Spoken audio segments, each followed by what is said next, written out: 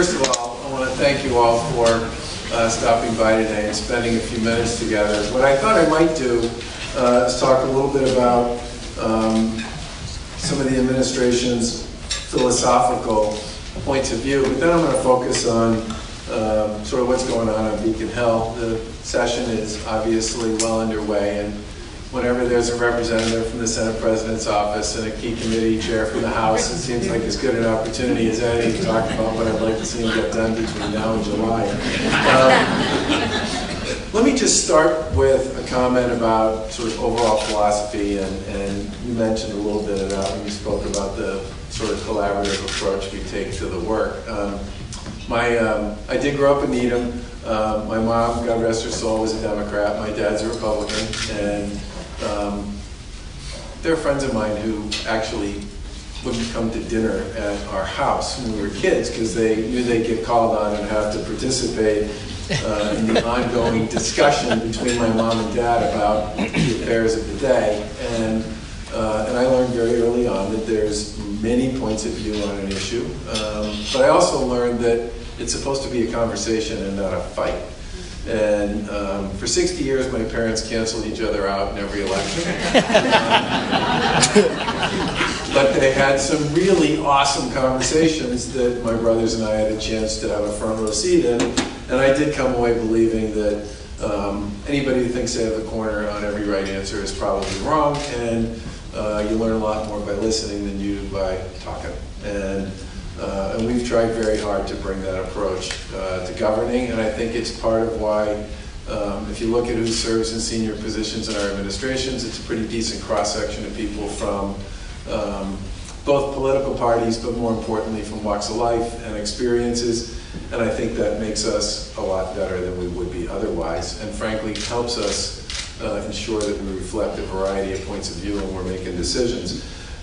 The Lieutenant Governor and I, Karen Polito, both also served in local government. And because we served in local government, we start with a notion that if you don't have good partnerships with your colleagues in local government and you're not helping and enabling local communities to succeed, you're not going to be very successful as a state.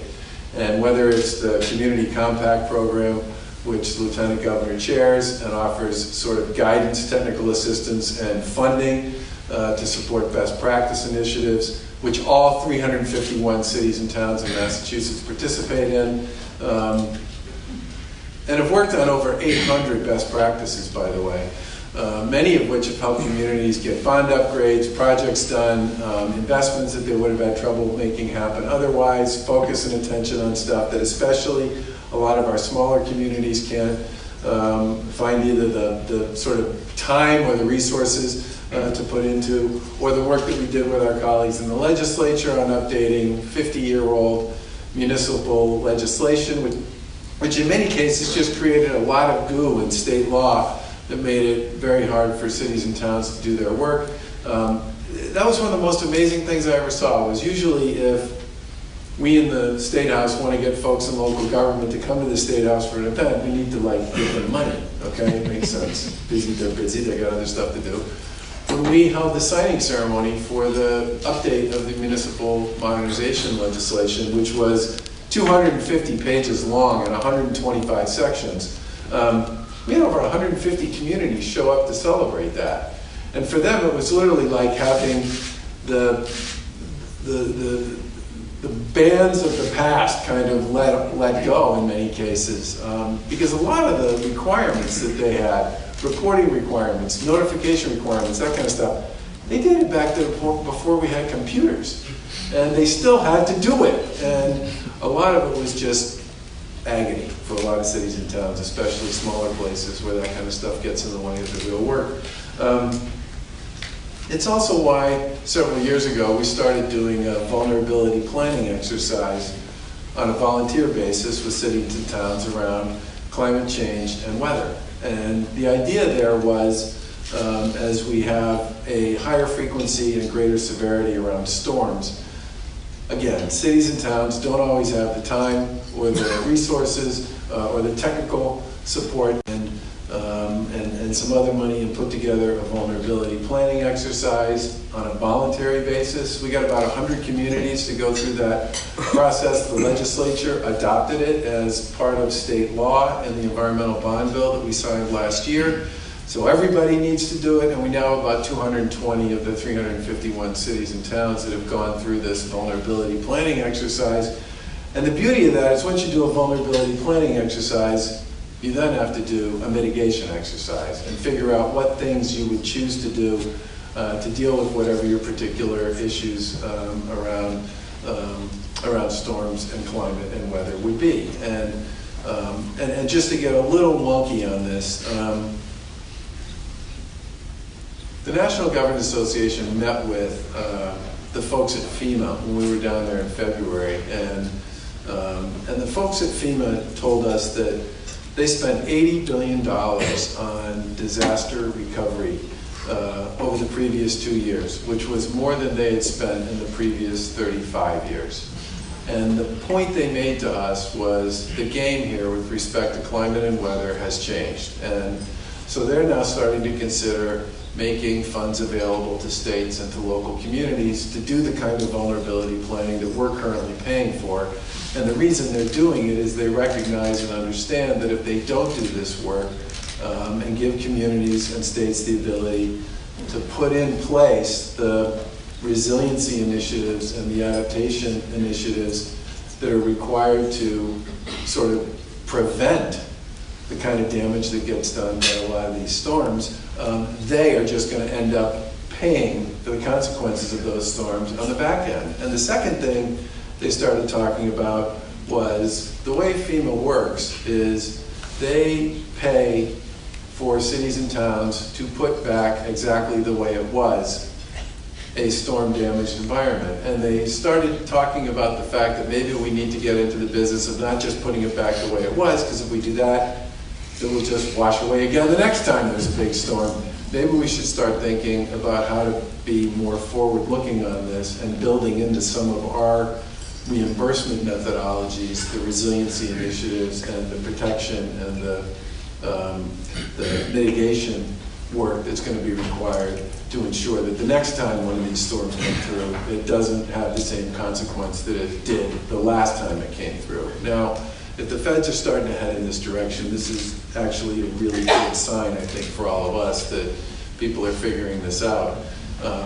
I can't tell you how many places I visited in the last 4 years after a bad storm that did a ton of damage where somebody said to me, you know, I've lived here for 50 or 60 years. And 2 years ago we had, you know, the 100-year storm, and then this year we had another 100-year storm.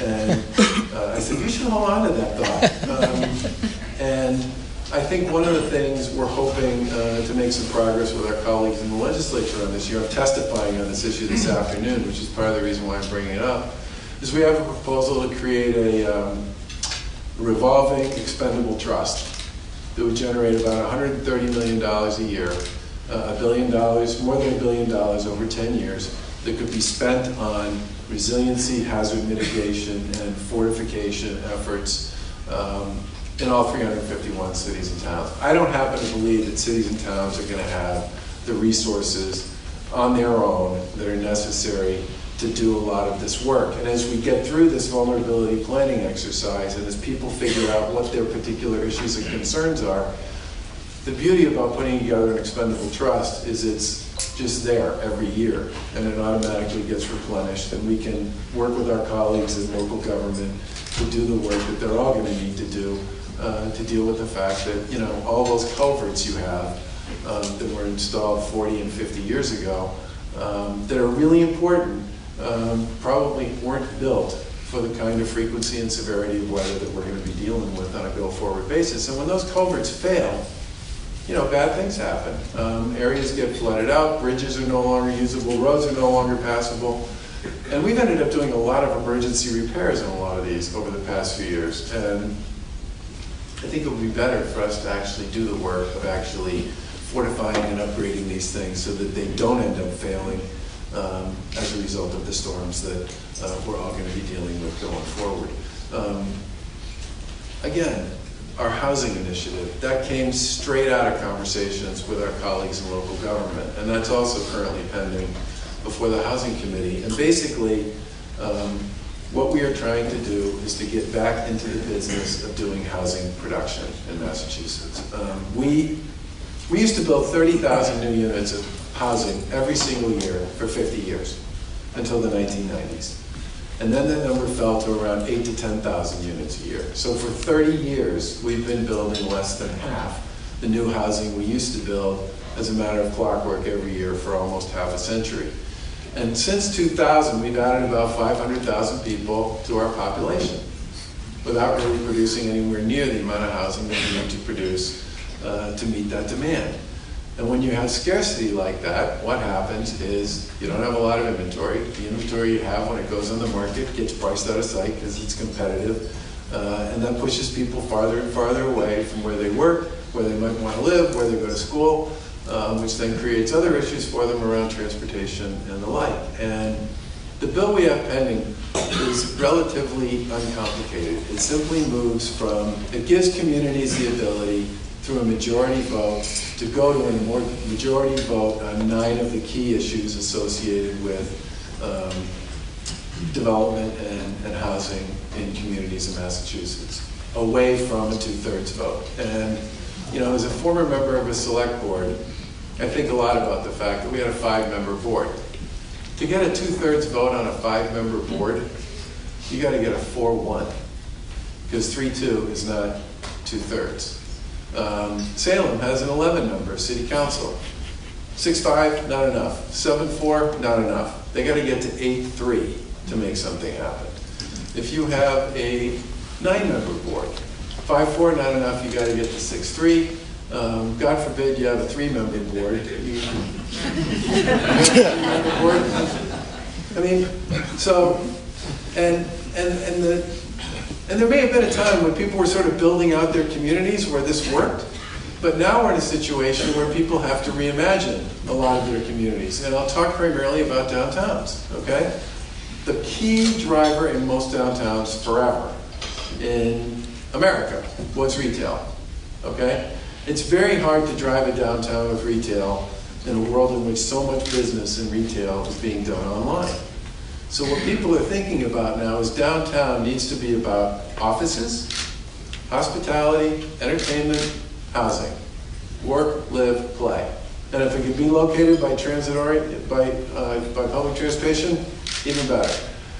That type of work with a 2/3 process through every single one of those 9 steps, no one's going to play to what I would call the mid-market on that, because the time it's going to take and the money that's going to be involved and the risks associated with getting to the end, almost by definition, means people are going to play to the upper end of the market, because that's going to be the only way they're going to get their money back. And our problem is we need to build housing that regular people can afford. And that means we need to produce it. And we spent a year and a half working with local officials, home builders, realtors, land use professionals, environmental advocates, smart growth advocates, affordable housing folks, and everybody basically said that if we want to get into the production business, we've got to do something about the current model that we have baked into state law that all communities have to comply with to build. And I'm modestly optimistic that people recognize that we now have the highest median rents in the country and the highest median housing prices in the country, and that we need to get back into the business of building housing, all kinds of housing, senior housing, affordable housing, single-family housing, young person's housing, multifamily housing, transit-oriented housing. I mean, yeah, all of it, right?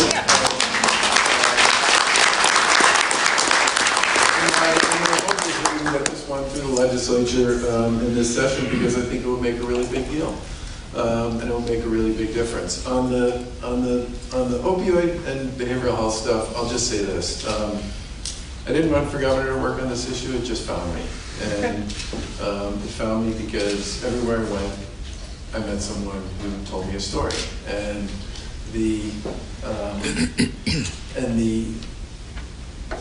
the modest success that we've had in Massachusetts, and it's modest, okay, and literally taking a trend of overdoses and deaths that was just going like this, and at least flattening it out, and in the case of deaths, actually, we're one of the less than 10 states in the country have actually seen a decline in deaths in the last 2 years, and we're one of them.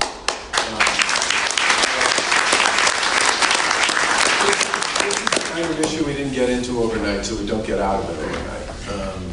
And I keep saying to people that we've passed 2 really important pieces of legislation. They've been actually blueprints for people in other states who are pursuing their own approaches to dealing with prevention, education, treatment, and recovery in this space.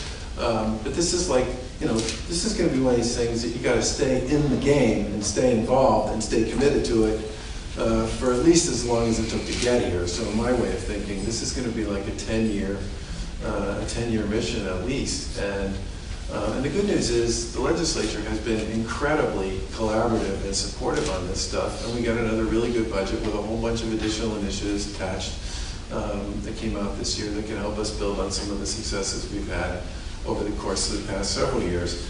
The 2 other things I just want to mention, and then I'll be happy to take questions. The first is we also have, and I think this is sort of not surprising, a pretty important conversation going on what I'm calling sort of Education 2.0.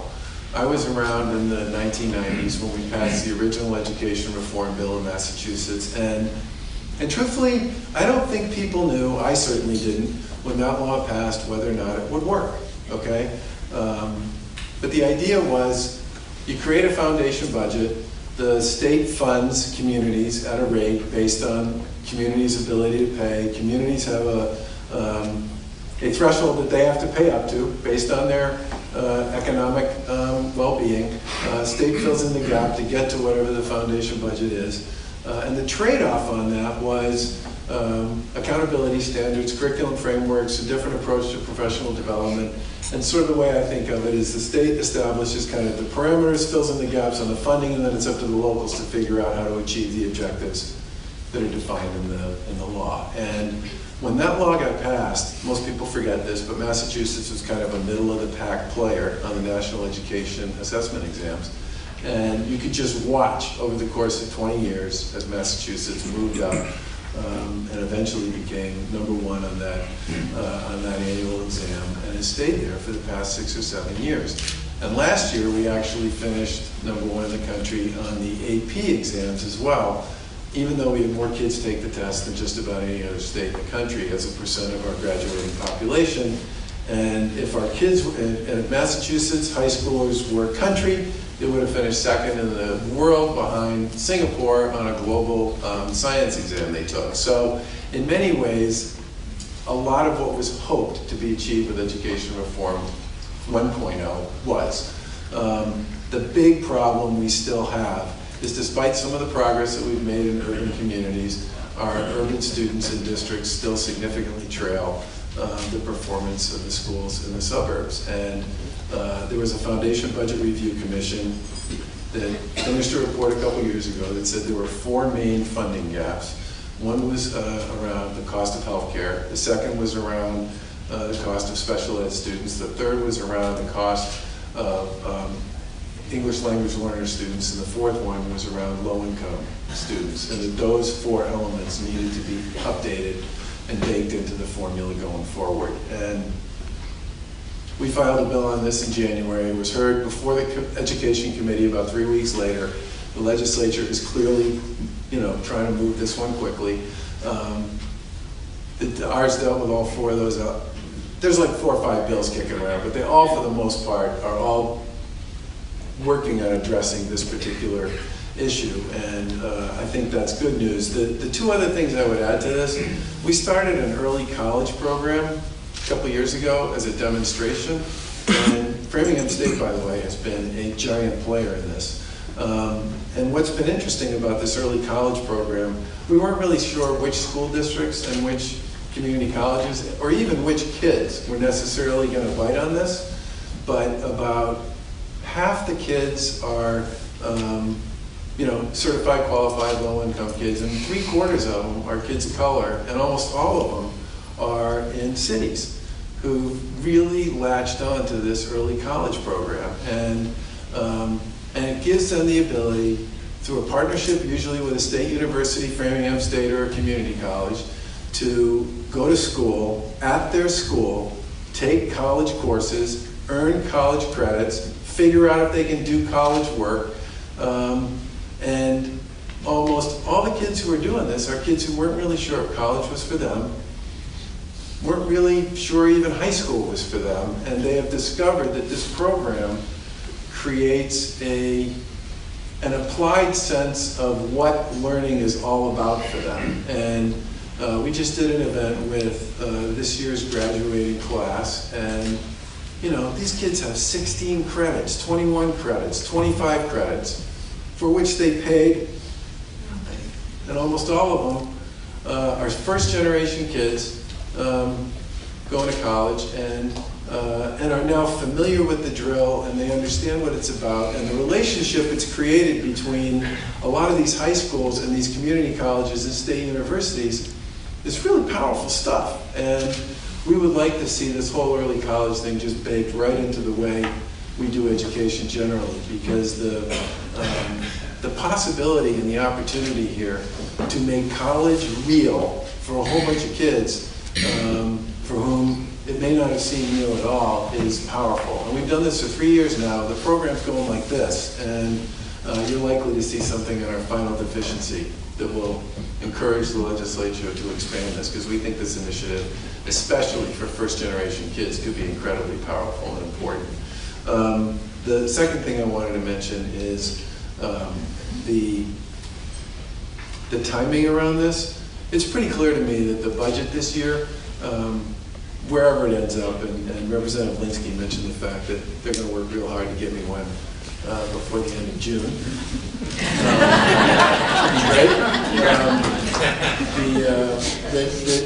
We put in a pretty good number based on the idea of trying to fund those 4 key ingredients, more along the lines of the Foundation Budget Review Commission report. House and Senate did the same thing. I think this coming fiscal year is going to be a pretty good year for a lot of the schools and school districts that think we needed to do more on their behalf, kind of no matter what comes out of the process. And then the second piece of this will probably be a piece of legislation that I'm guessing will certainly happen by the end of the session. How much sooner than that? I'm looking at the House and the Senate over there, I'm not sure. But this is one where when people have asked me about it, my answer's been people want to get this done. This is something people really want to see happen this year, and I anticipate that it will. And then the final thing I just want to mention is we proposed a 5-year capital plan for both roads and bridges and public transportation yesterday, which is $8 billion. It's the largest spend on public transportation in any 5-year history in the history of the Commonwealth. And a $10 billion 5-year plan for roads and bridges, which outside of the Big Dig is also the biggest 5-year proposal ever. And they will both be framed through a bond bill, transportation bond bill, that will be filing with the legislature sometime in the next few weeks, maybe. It might be a month, but it'll be shortly. And it's our hope and anticipation that that legislation, as those bond bills usually do, will work its way through the process and get done sometime probably Q1 or Q2 of next year. But the bottom line is our goal is to spend a very big sum on a whole series of way overdue investments in roads, bridges, and our public transportation system. And I am fond of saying that many of the elements on the public transportation system in particular are older than my dad, and he's 91. It's just time. I mean, a lot of the stuff I wish had been done before. It didn't get done, but it's going to get done. And I do think it will dramatically improve the quality of the system's performance overall. Although I do want to say that, you know, in fairness to the people who work for the MBTA, if you look at the on-time performance metrics across most of the system, they have gotten gradually better every year since 2015. We have light years to go in terms of capacity and a whole bunch of other things, but I do believe the progress there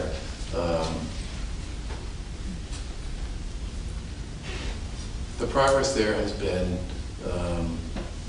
important because it makes a statement about why this $8 billion could really take this thing to the next level once it gets deployed and executed across the system. On the final thing I get asked to talk a little bit about is just the relationship we have with our colleagues in government. I don't think most people get measured in public life, and I say this as a former local official and a former appointed state official and now as an elected official. We don't get measured by what happens on the 6 o'clock news, okay? We really don't. We get measured by how people feel about how things are going in their community over time.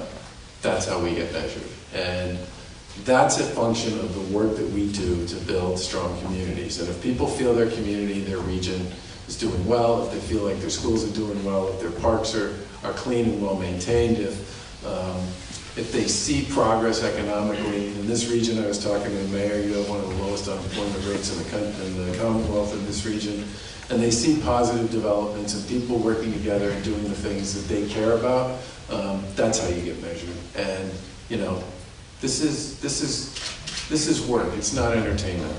If you want entertainment, you can always watch Netflix. That's been the way we've approached this thing from the beginning. And I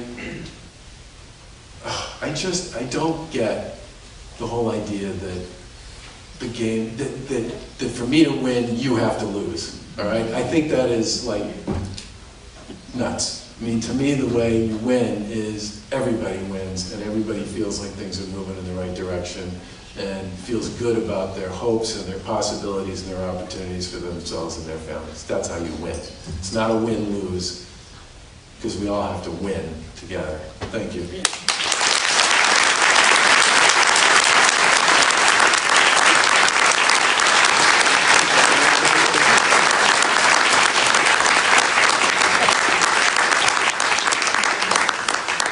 Thank you, Governor Baker.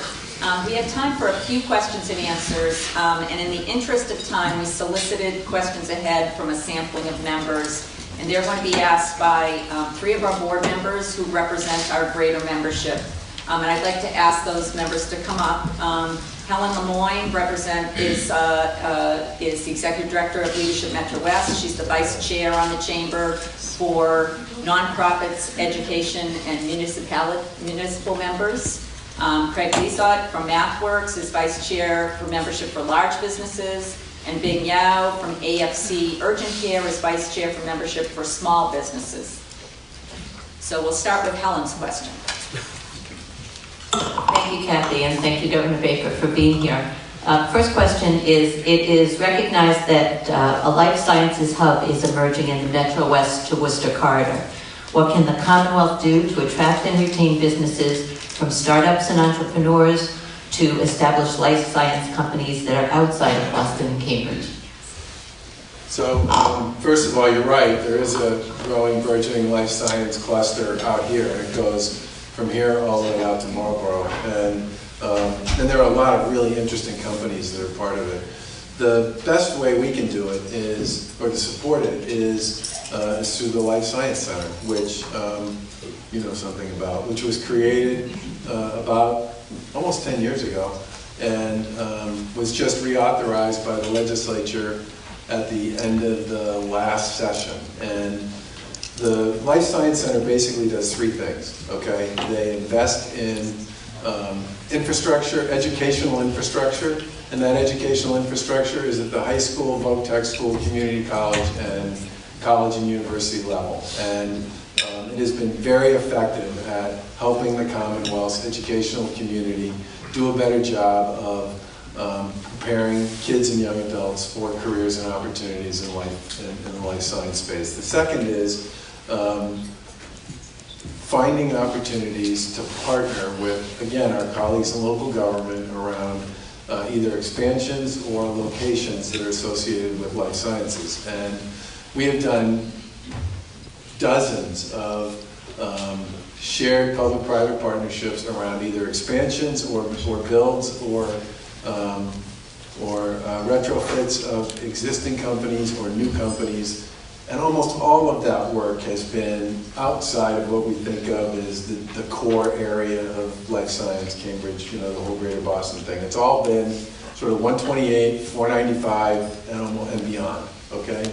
And that's deliberate on our part. Our view on this stuff is there are lots of opportunities for us to work with our colleagues in local government and in industry to use the resources of the Life Science Center to ensure that manufacturing jobs, research and development opportunities, acquisitions are things that can be done here in the Commonwealth and can continue to grow businesses and grow economies here. And if you go to almost any community that's sort of 128 to 495 and beyond that has a big life science footprint, I promise you at some point in the past 5-10 years, there was some sort of an arrangement project that was done between the local community, the Life Science Center, and that company to sort of strengthen the foothold that company has and the employment base that company has in that community. We do this stuff all the time, and it's really important.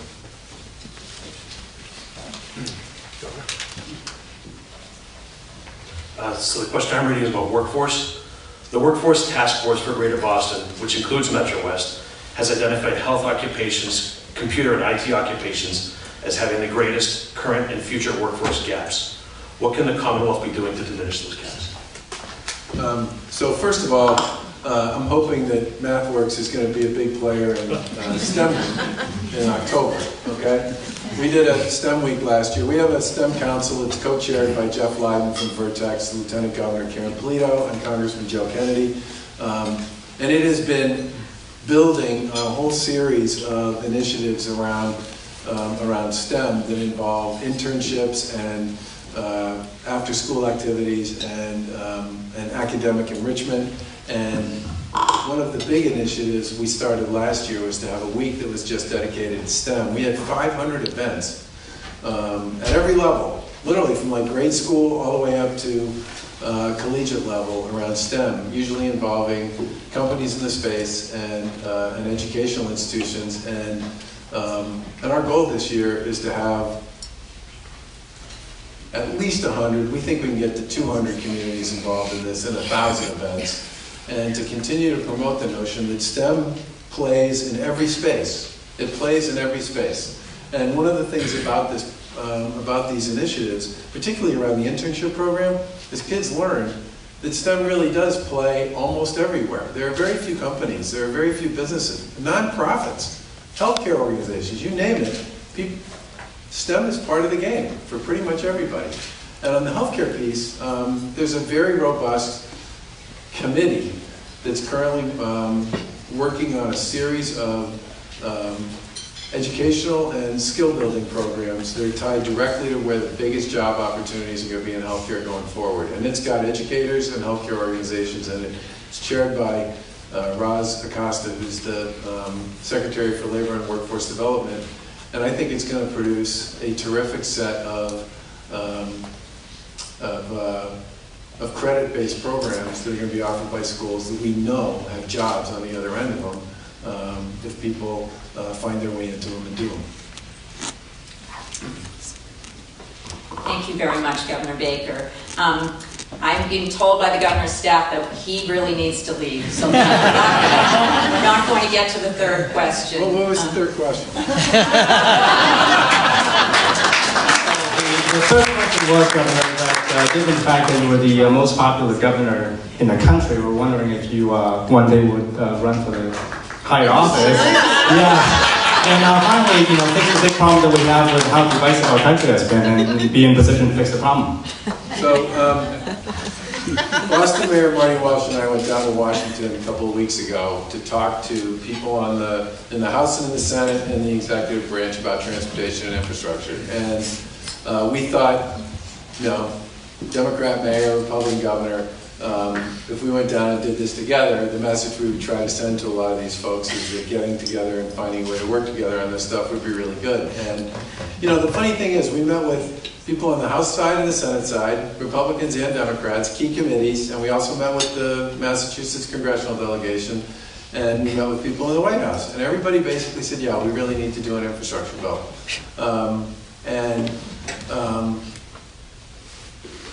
And I actually think, I came back actually kind of optimistic about it, and then the whole thing kind of fell apart. And I think, you know, one of the things that makes a negotiation work or a collaboration is a recognition and appreciation that you have to give to get in these things, and I just don't think those guys and gals think enough about this stuff that way, and particularly on something like infrastructure. If they spend any time at all talking to almost anybody, I think they just, you know, sort of outside their own circle, they find out how important that would be for people that it get done. And it's my hope that that they do. But I continue to believe that the best part about state and local government is there's like no place to hide, and that lack of places and spaces to hide almost forces you, by definition, into recognizing and understand that you're going to be judged not on what you're against, but what you achieve. And I really wish the Fed level worked a little more like that, because I think it would work better.